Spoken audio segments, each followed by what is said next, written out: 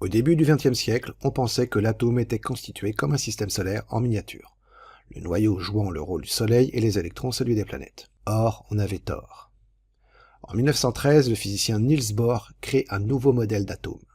Les orbites des électrons ne sont plus quelconques, comme celles des planètes autour d'un astre central, mais quantifiées. C'est-à-dire que seules certaines orbites bien particulières sont permises pour l'électron. Ainsi, au repos, l'électron de l'atome d'hydrogène se trouve à une distance de 50 picomètres du noyau. On dit qu'il est sur la couche numéro 1. Mais dans d'autres conditions, il se trouve en moyenne à une distance de 200 picomètres du noyau. On dit qu'il est sur la couche numéro 2. En conclusion, les électrons d'un atome se répartissent dans des couches électroniques. Pour les atomes des éléments dont le numéro atomique est compris entre 1 et 18, les couches électroniques qui peuvent être occupées sont les couches numéro 1, 2 et 3. En 1925, Wolfgang Pauli définit le principe d'exclusion. Chaque couche électronique ne peut contenir qu'un nombre limité d'électrons. La couche numéro 1 ne peut contenir que 2 électrons au maximum. La couche numéro 2 ne peut contenir que 8 électrons au maximum. Et la couche numéro 3 ne peut contenir que 18 électrons au maximum. En définitive, la couche numéro n ne peut contenir que 2 fois n au carré électrons au maximum.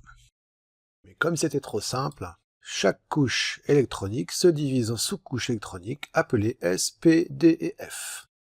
Ainsi, la couche numéro I est composée de I sous-couches électroniques. Comporte une sous-couche électronique, la couche 1s. Comporte deux sous-couches électroniques, les sous-couches 2s et 2p. Comporte trois sous-couches électroniques, les sous-couches 3s, 3p et 3d.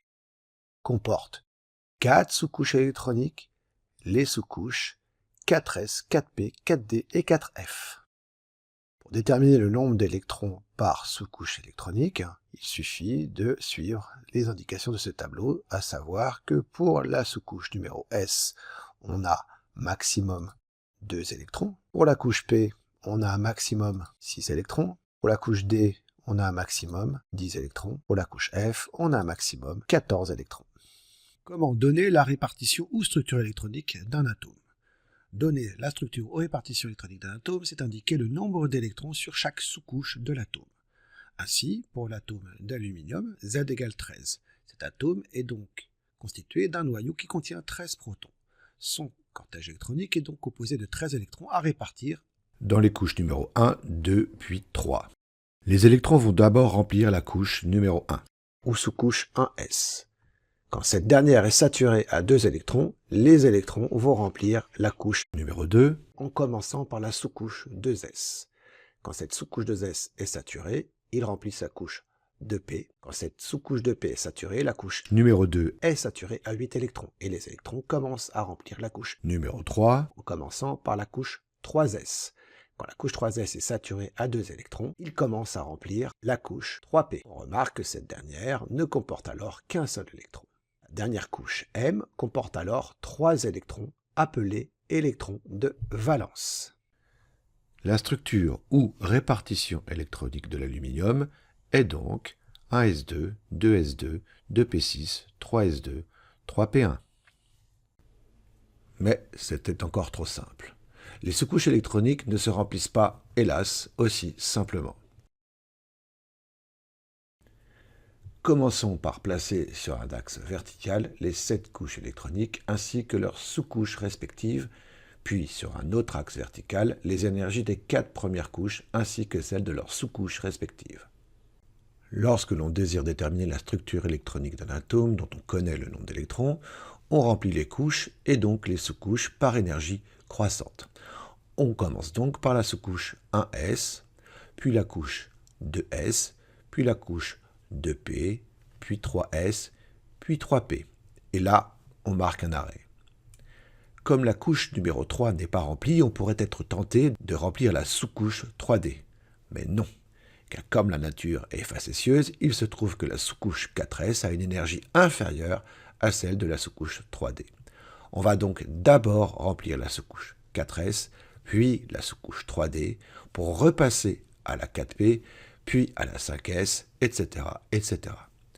On voit apparaître sur la figure de gauche une structure en zigzag qui va nous permettre de prévoir l'ordre de remplissage des sous-couches électroniques. Il existe une autre technique qui consiste à écrire les différentes sous-couches de chaque couche de façon décalée et de suivre le chemin proposé suivant. Pour faire le lien entre structure électronique d'un atome et la place qu'occupe l'élément auquel il appartient dans la classification périodique, il faut savoir que cette dernière peut être divisée en blocs correspondant à la dernière sous-couche en cours de remplissage. Le bloc S, le bloc P, le bloc D et le bloc F.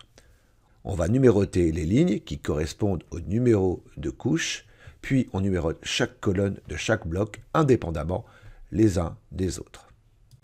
Prenons comme exemple le phosphore. Il appartient au groupe P, donc l'une de ses sous-couches P n'est pas remplie. Comme il appartient à la ligne 3, il s'agit donc de la sous-couche 3P. Et comme il appartient à la colonne 3 du bloc P, cette sous-couche comporte 3 électrons. Pour déterminer sa configuration électronique complète, on raisonne de la manière suivante. La sous-couche 1s est saturée, 1s2. La sous-couche 2s est saturée, 2s2. La sous-couche 2p est saturée, 2p6. La sous-couche 3s est saturée, 3s2. La sous-couche 3p contient 3 électrons, 3p3. On a donc la structure électronique suivante pour le phosphore, 1s2, 2s2, 2p6, 3s2, 3p3. Deuxième exemple plus subtil, le sélénium. Il appartient au groupe P, donc l'une de ses sous-couches P n'est pas remplie. Comme il appartient à la ligne 4, il s'agit donc de la sous-couche 4P. Et comme il appartient à la colonne 4 du bloc P, cette sous-couche comporte 4 électrons. Pour déterminer sa configuration électronique complète, on raisonne de la manière suivante. La sous-couche 1s est saturée, 1s2. La sous-couche 2s est saturée, 2s2. La sous-couche 2p est saturée, 2p6. La sous-couche 3s est saturée, 3s2.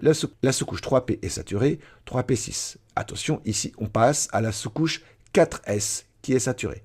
4s2, puis la sous-couche 3d qui est saturée, 3d10, puis la sous-couche 4p qui contient 4 électrons. On a donc la configuration électronique suivante pour le sélénium, 1s2, 2s2, 2p6, 3s2, 3p6, 3d10, 4s2, 4p4. Il s'agit là, en fait, de l'une des structures électroniques du sélénium. Pour ce qui est des atomes appartenant aux éléments du bloc D ou F, il existe de nombreuses exceptions, parfaitement justifiées, qui ne seront pas traitées au lycée. Vous les verrez dans le supérieur, et là vous verrez, c'est fantastique.